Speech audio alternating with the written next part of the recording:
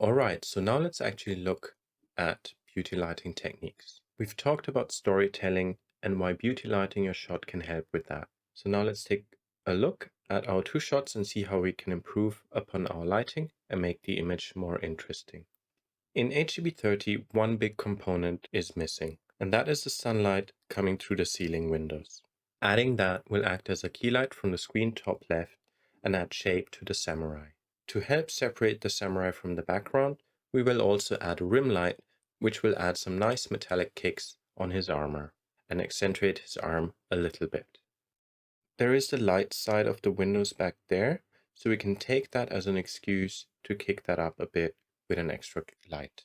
So let's jump back to Katana. We'll work entirely in the shot work of HDB30. Since all the lighting changes now are shot specific, and we can use the gaffer node which we already created. So right click add 3D light and add an area light, or hit A and call it large window light. I won't bother creating a textured light, as in this case, since it's just a white diffuse-ish bounce we want. So let's run a live render to see the results. Remember in the scene graph to switch on live update for our new light, so the render updates when we move the light. Expand the samurai location to see him in the viewport. The window opening covers the entire wall, so we need a very large light. And if you look at the AC here, you can see the shadow is relatively straight down and is a little bit soft. And if you draw a virtual line from the edge of the shadow to the edge of the AC, you can see the light seems to come from the ceiling behind the wall. So let's create something similar as a starting point and then adjust the light to taste.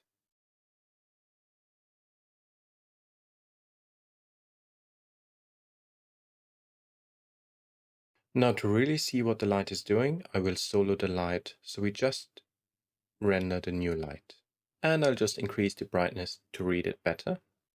That doesn't look too bad, but I feel like I want to actually reduce the size of the area light to give the samurai a bit more shape and directionality from the left top.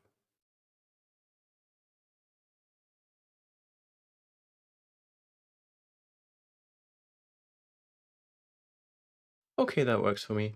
Now let's add a little bit of a rim light, just subtle, to pick the samurai a bit more out from the background. I'll just use an area light for that. And I'll just call it kick light.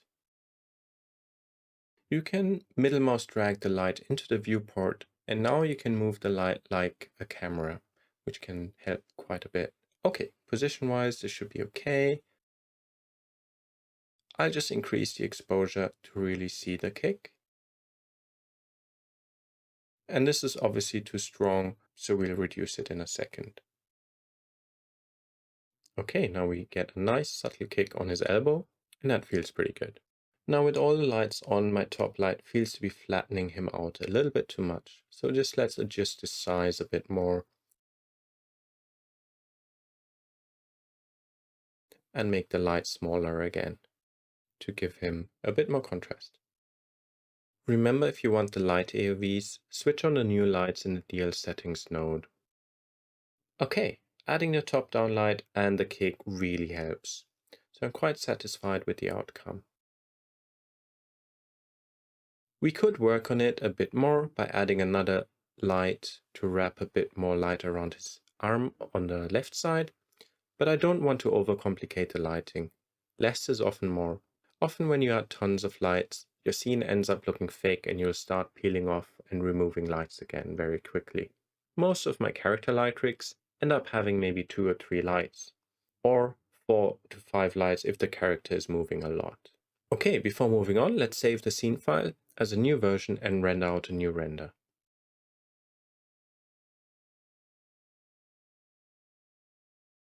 Jump to the global node and set version to 2. And now if you disk render the same frame, it will version up the render instead of overwriting the old one. Alright, and now just set of disk renders for all the passes.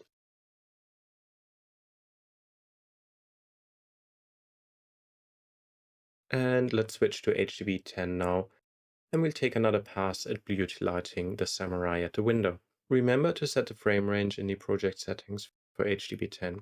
First frame is 1001 and the last frame 1125. And we want to work on the last frame.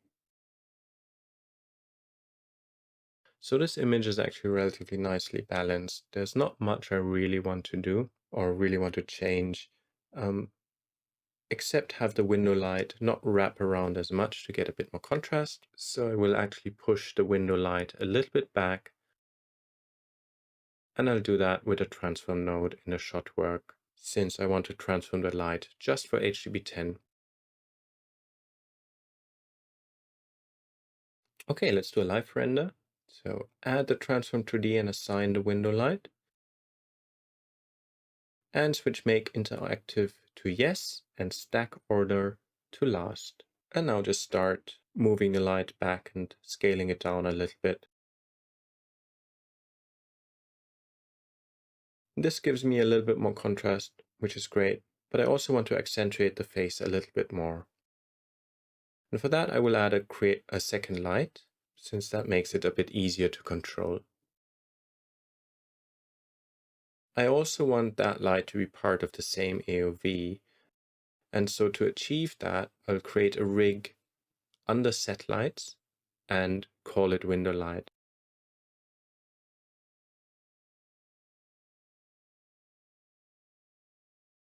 And move the window light as well as the new light under that rig.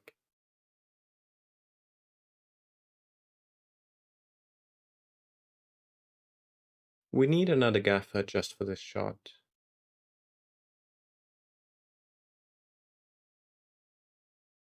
And switch on show in incoming scene in window and create another area light in the new rig. Again, I just want to accentuate the face a little bit more, and an extra area light is just easier to control. Hit W to move and V to activate vertex snapping.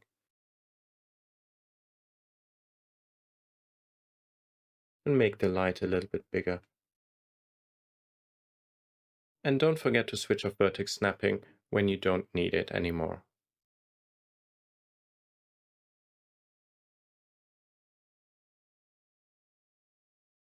Before we restart the render, look at the multi-light outputs in the settings node. Some lights are missing, as those are specific to HB30, so we can ignore those.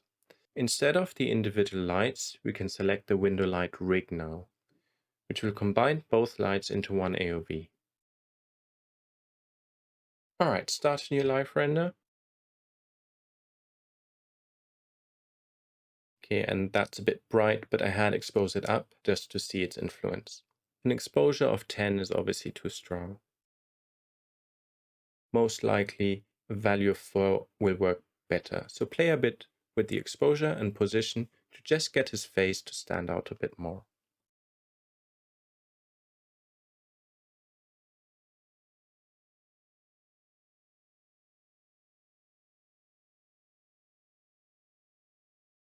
I'll also adjust the spread, which focuses the area light more on his face. The nice thing about this is it gives us a little bit of a highlight, so the viewer will really focus on his face.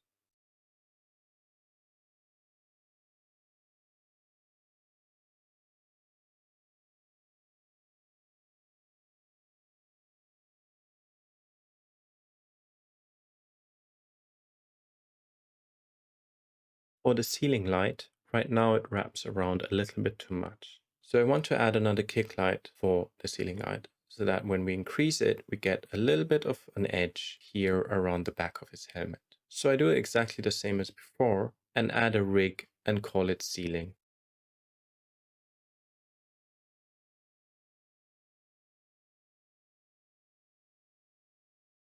And move my ceiling light into it.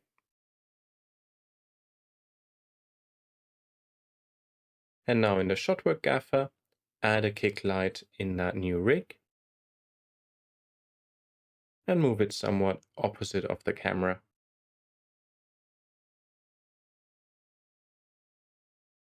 Increase the exposure and restart the live render.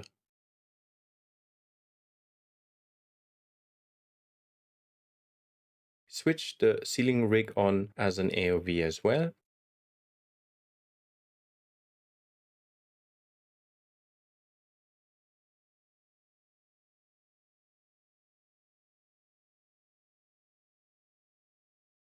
think my light is too small, so I can't see much influence. So I'm going to make it bigger. And that's better.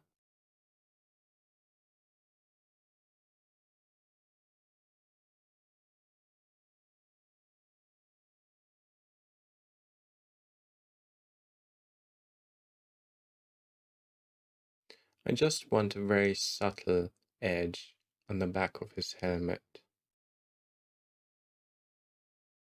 Okay, now if we switch to the light AOV, that's an easier way to see what is going on. Yeah, let's increase the light a little bit. Obviously this is too strong, but I just want to see what we get. And now I can adjust the size a bit, just so that the light wraps around a little bit more. I'll just make it bigger and reduce the exposure.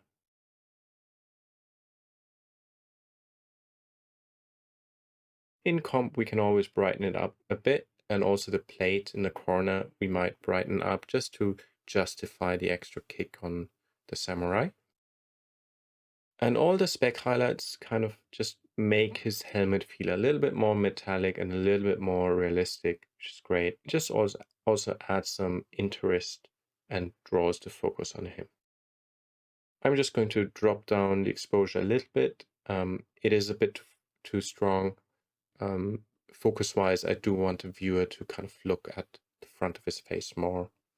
All right, and now you can render this out, create a new slab comp with your new renders, and do the same for HDB30.